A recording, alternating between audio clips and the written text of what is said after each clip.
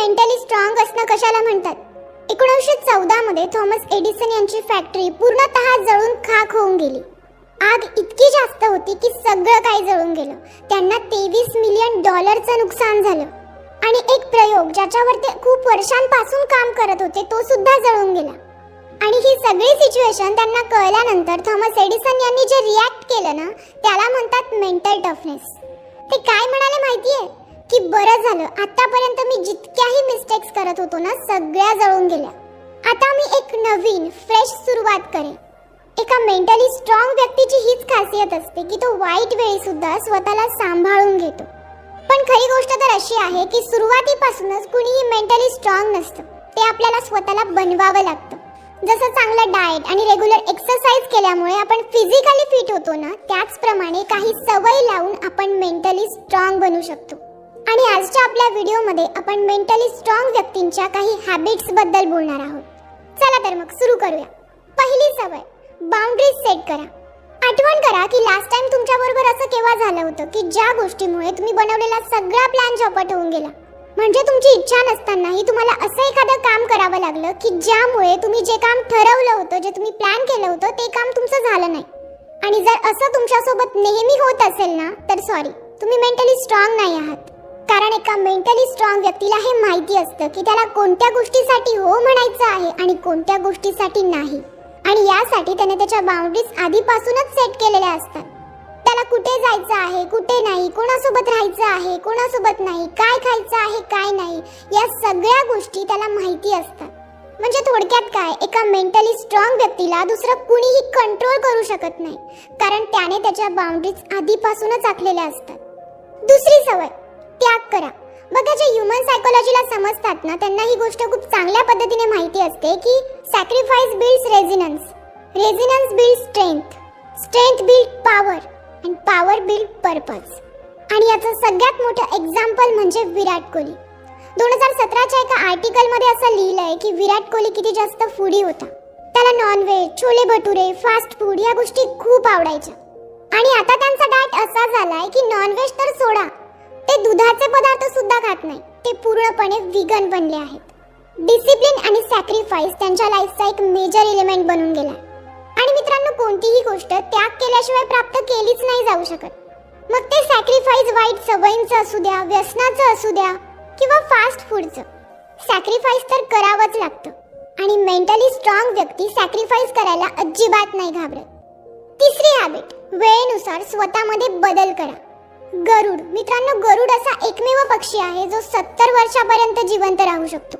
पण या वयापर्यंत जिवंत राहण्यासाठी प्रत्येक गरुडाला एक महत्त्वाचा डिसिजन घ्यावा लागतो. कारण 40 वर्षाचं झाल्यानंतर प्रत्येक गरुडाला एका टफ सिच्युएशन मधून जावं लागतं. त्याचे नख इतके कमकुवत होऊन जातात की तो कोणतीही शिकार करू शकत नाही.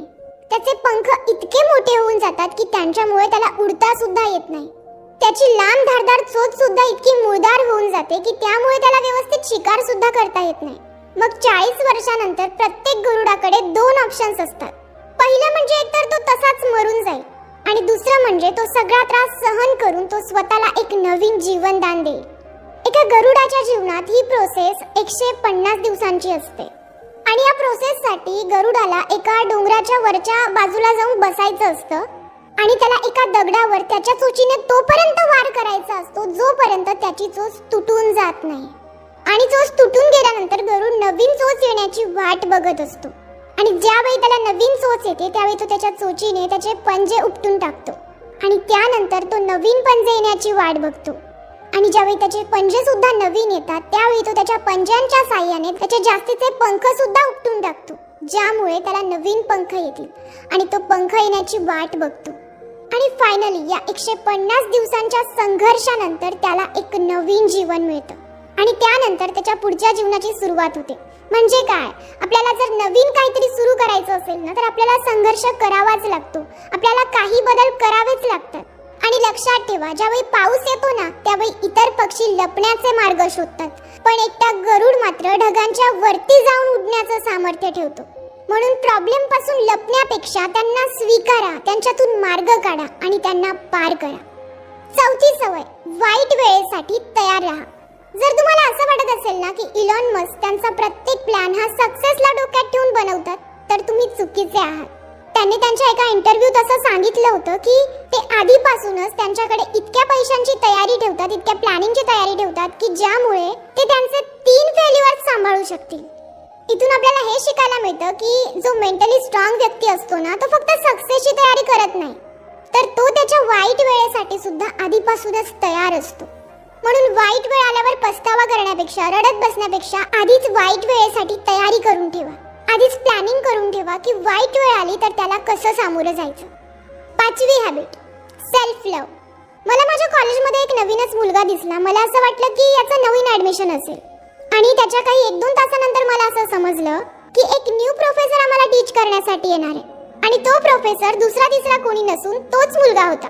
आणि त्यांनी त्यांचं इंट्रोडक्शन देताना आम्हाला असं सांगितलं की ते त्यांच्या दिवसाची सुरुवात एक्सरसाइजने करतात. आणि ते आमचे नवीन प्रोफेसर आम्हाला म्हणाले की जोपर्यंत ते फिजिकली आणि मेंटली स्वतःला वेळ नाही देत तोपर्यंत ते त्यांच्या दिवसाची सुरुवातच नाही करत. म्हणजे काय तर त्यांचा दिवस सेल्फ लव्हने स्टार्ट होतो.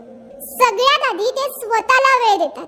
म्हणून मित्रांनो, मेंटली स्ट्रॉंग बनण्यासाठी ही सुद्धा खूप महत्त्वाची हॅबिट आहे. स्वतःला वेळ द्या, स्वतःवर प्रेम करा. तर मित्रांनो, या होत्या काही हॅबिट्स ज्या मेंटली स्ट्रॉंग लोकांमध्ये असतात. आणि तुम्हाला सुद्धा जर मेंटली स्ट्रॉंग बनायचं असेल तर या सवयी आजपासूनच लावून घ्या. आणि अशी कोणती एखादी सवय आहे जी तुम्हाला वाटते मेंटली स्ट्रॉंग बनण्यासाठी गरजेची आहे, ती कमेंट करून नक्की सांगा.